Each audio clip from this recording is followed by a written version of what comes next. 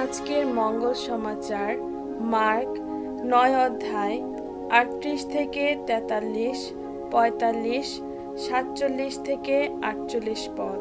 যোহন একদিন যিশুকে বললেন, গুরু, আমরা একজনকে আপনার নামে অপদূত ছাড়াতে দেখেছি, আর আমরা তাকে বারণও করেছি, কারণ সে আমাদের দলের লোক নয়।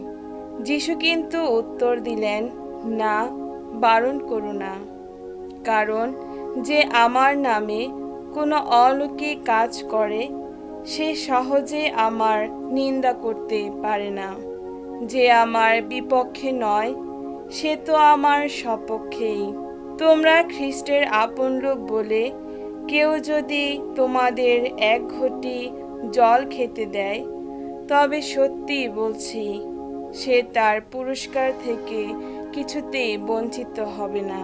কেউ যদি আমার প্রতি বিশ্বাসী এই দীন মানুষদের একজনেরও পতন ঘটায়, তাহলে তার গলায় বড় একটা জাতা বেঁধে তাকে সমুদ্রে ফেলে দেওয়াই বরং তার পক্ষে ভালো।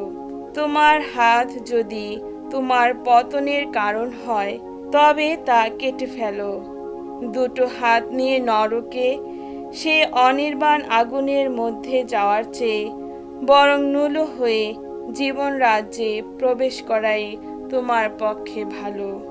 আর যদি তোমার পা তোমার পতনের কারণ হয়, তবে তা কেটে ফেলো।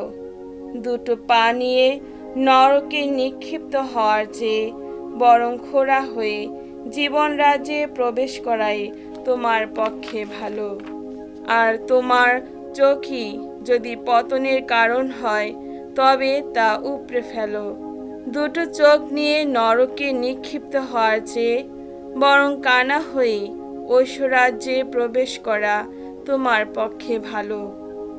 কারণ নরকে দংশনকারী কীট তো কখনো মরে না, আর আগুনও তো কখনো নিভে যায় না। প্রভুর মঙ্গল সমাচার।